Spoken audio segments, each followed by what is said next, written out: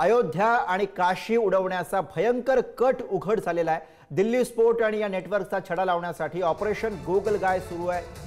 दिल्लीमधल्या लाल किल्ला स्फोटाच्या तपासादरम्यान या कटाची धक्कादायक माहिती समोर आली आहे। लखनौमध्ये अटक झालेल्या डॉक्टर शाहीननं चौकशीमध्ये कबूल केलंय।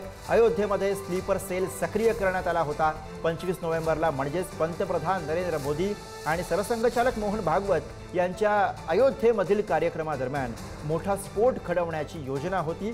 पुलवामा हल्ल्याच्या सूत्रधाराची पत्नी आफिरा बीबी सुद्धा या मॉड्यूलचा भाग असल्याचं उघड झालंय। सध्या अयोध्या आणि काशीमध्ये सुरक्षा यंत्रणा हाय अलर्टवरती आहेत। शाहीनच्या चौकशीमध्ये धक्कादायक खुलासे झालेले आहेत। अयोध्या आणि काशी उडवण्याचा दहशतवाद्यांचा कट दिल्ली स्फोटानंतर आता पुढे आला आहे।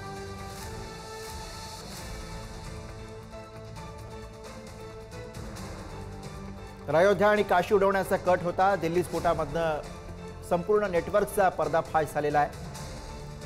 25 नोव्हेंबरला मोदी भागवत यांच्या कार्यक्रमावरती हल्ल्याची योजना आखण्यात आलेली होती। रुग्णालय आणि गर्दीची ठिकाणं दहशतवाद्यांच्या रडारवर। जास्तीत जास्त जीवितहानी करण्याचा घातक डाव रचण्यात आलेला होता। पुलवामा सूत्रधाराची पत्नी सुद्धा यामध्ये सहभागी असल्याची माहिती। अफिरा बीबीचाही यामध्ये समावेश। मसूद अझहरची बहीण या कटामध्ये सल्लागार म्हणून सक्रिय असल्याची ही माहिती पुढे येते। दिल्ली स्फोट आणि नेटवर्क उघडकीस आणण्यासाठी विशेष मोहीम राबवण्यात आली। अयोध्या, वाराणसी आणि संवेदनशील धार्मिक स्थळांवरती कडेकोट सुरक्षा व्यवस्था तैनात करण्यात आलेली आहे। दिल्ली स्फोट आणि या नेटवर्कचा छडा लावण्यासाठी ऑपरेशन गोगलगाय सुरू करण्यात आलेला आहे। आणि या सगळ्या संदर्भामध्ये आपण अधिक माहिती घेऊया। दिल्लीवरनं प्रतिनिधी शिवाजी काळे या क्षणाला आपल्या सोबत आहेत। शिवाजी, आता नवनवी माहिती या सगळ्या चौकशीमधनं समोर येते आणि अशातच आता या सगळ्याचा छडा लावण्यासाठी ऑपरेशन गोगलगाय राबवलं जात आहे। अगदीच आतापर्यंत 8 लोकांना अटक करण्यात आली। त्याच्यापैकी 6 लोक हे डॉक्टर आहेत। त्याच्यामध्ये जी शाहीन आहे ती सगळ्यात महत्वाचा जैश ए मोहम्मदची महिला विंग सांभाळण्याचं काम करत होती। ती कमांडर होती। तिच्या चौकशी दरम्यान आता नवीन माहिती समोर आलेली आहे। यांच्या टार्गेटवरती काशी आणि सगळ्यात महत्वाचं म्हणजे श्रीराम मंदिर, ज्याचं 25 तारखेला पूर्ण मंदिराचं कामकाज पूर्ण होतंय 25 नोव्हेंबरला। आणि या कार्यक्रमाला राष्ट्रीय स्वयंसेवक संघाचे प्रमुख मोहन भागवत, त्यानंतर देशाचे पंतप्रधान नरेंद्र मोदी आणि देशातील अनेक मान्यवर उपस्थित राहणार होते। त्यासाठी मोठी सुरक्षा व्यवस्था देखील तैनात करण्यात आलेली आहे। मात्र या ज्या पद्धतीने शाहीनने जी माहिती सांगितलेली आहे त्यामध्ये एक बाब स्पष्टपणे समोर येताना पाहायला मिळते।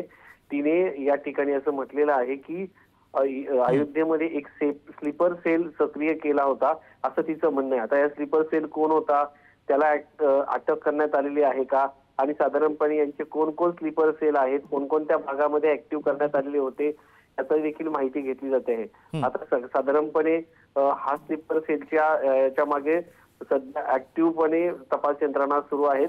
देशभरातील महत्वाची जी मंदिरं आहेत, ठिकाणं आहेत, त्या सगळ्या भागामध्ये आता रेड अलर्ट देण्यात आलेला आहे। आणि यांची जी स्लीपर सेल यांनी ऍक्टिव्ह केलेले होते चौकशी दरम्यान, ज्या ज्या ठिकाणची नावं समोर येतात, काशी विश्वनाथ असो, प्रभू श्रीरामचंद्राचं मंदिर असो, त्याचबरोबर देशभरातील अति महत्वाची ठिकाणं आहेत, त्यांना देखील या लोकांनी टार्गेट करण्यात आलं होतं का, त्या ठिकाणी यांचे स्लीपर सेल ऍक्टिव्ह करण्यात आले होते का, हे स्लीपर सेल नक्की कोणते आहेत, त्यांच्याकडे RDX, अमोनियम नायट्रेट, इतर स्फोटक, रायफल यासारख्या वस्तू आहेत का, या सगळ्या गोष्टीची चौकशी सध्या जी आहे ती सुरू आहे। त्याच पार्श्वभूमीवरती देशभरातील अति महत्वाच्या ठिकाणी नाकेबंदी करण्यात आली आहे, कडेकोट बंदोबस्त लावण्यात आलेला आहे आणि देशवासियांच्या बरोबर। त्यामुळे या चौकशीनंतर आता आणखी कोणती महत्वाची माहिती या सगळ्यांना हाती लागते पाहणं महत्वाचं। शिवाजी काळे, धन्यवाद आपण दिलेल्या सगळ्या सविस्तर माहितीसाठी।